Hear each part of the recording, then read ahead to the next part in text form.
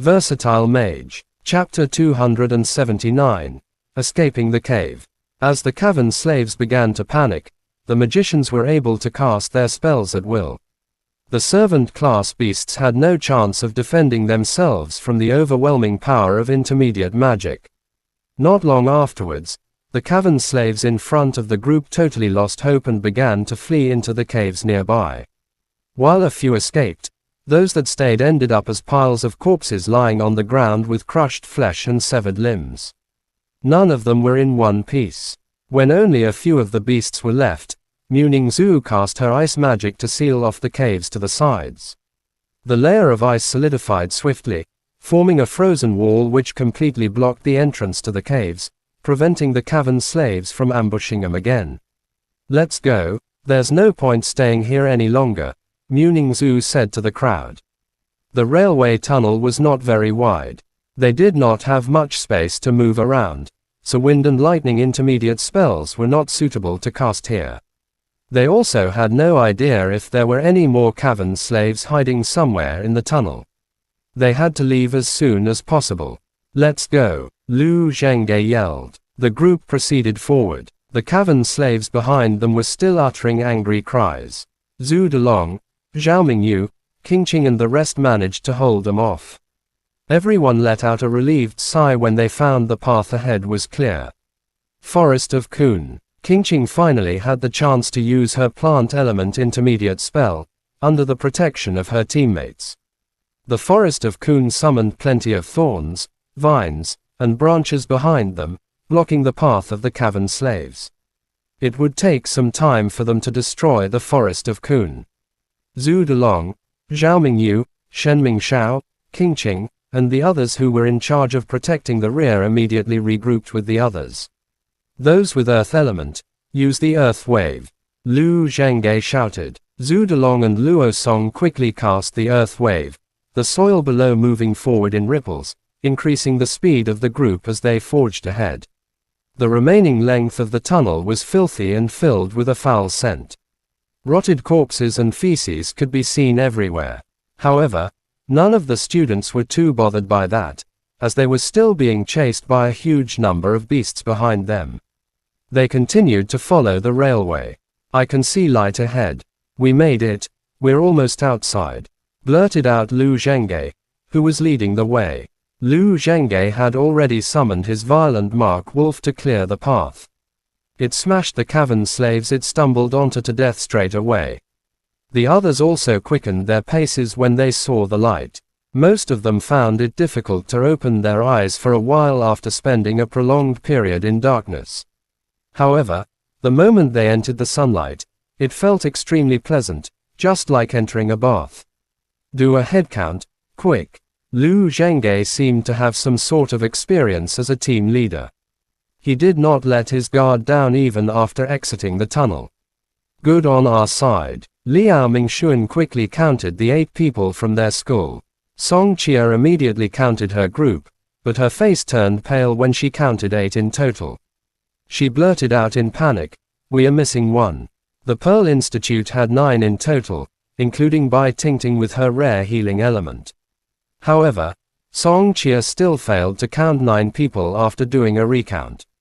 "Who's missing?" Mu Nujiao asked worriedly. "Peng Liang is here, Luo Song is here, Zhao Manting." "Oh my god, Mo Fan isn't here." Song Chia felt her heart clenching. "Damn it, I'm going to save him." Zhao Manting let out a curse and turned around, heading straight for the tunnel. Mu Nujiao did not hesitate to follow Zhao Manting too, but a figure with an icy aura acted faster than her no other than Ningzu. "Don't be ridiculous, if he weren't here with us, he is probably a pile of minced meat now," Shen Mingshao said. There was no way Shen Mingshao would go back into the filthy, smelly tunnel after trying so hard to escape it. Besides, he had spent half of his energy during the battle, so he would most likely be killed if he were trapped inside once again. "Who were you describing?" asked a figure who appeared from the shadows. "Holy crap, you scared me to death." Zhao Manting cursed again when he saw Mo Fan coming out from the tunnel. The others halted in their tracks too, before letting out relieved sighs. If someone were to die before they even reached the desolated city, how difficult would their actual mission be? What were you up to? I thought you were walking ahead of us just then, Mu Nujiao asked Mo Fan curiously. Nothing. Mu Nujiao's eyes flickered suspiciously, but since Mo Fan was not willing to tell her, she decided not to ask further. Since everyone's fine, we should leave this place and find somewhere to set up a camp, Song Chia said. I agree, I'm dying from the smell. I'm feeling a slight headache, probably because I've spent too much energy. How's Xiao Feng doing? The bone is being reconstructed. He'll need some time, Bai Tingting said. The group was quite confident with their capabilities when they first entered the tunnel, but all of them were extremely tired and depressed now, with wounds all over. The one that suffered the most severe injury was Xiao Feng. Peng Liang was protecting him throughout the entire battle. Luckily, they had a healer in their team. Otherwise, they would have lost one of their crew even before arriving at the desolate city. The group found a place with a supply of water close to the railway. After checking the perimeter to make sure there weren't any beasts around, they began to put up tents and rest up. As the night fell, the boys sat around the campfire. The light from it shone upon the young faces. The night was extremely quiet. The only sound was the crackling noise from the burning wood. Suddenly, Zhao Manting broke the silence as he whispered, "Are you sure they're bathing in the river?" "That's right, Mu Nujiao. Mu Nujiao is there too." A strong burst of hormones resulted in a weird atmosphere between them. Some swallowed hard, some licked the dry lips, while others could not help but glance in the direction of the river.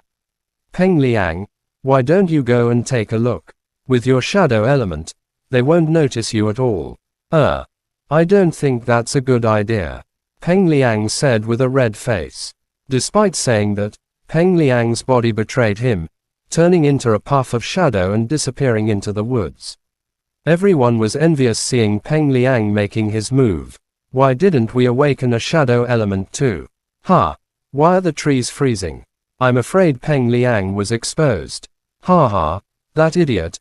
Our captain's ice domain isn't just for decoration.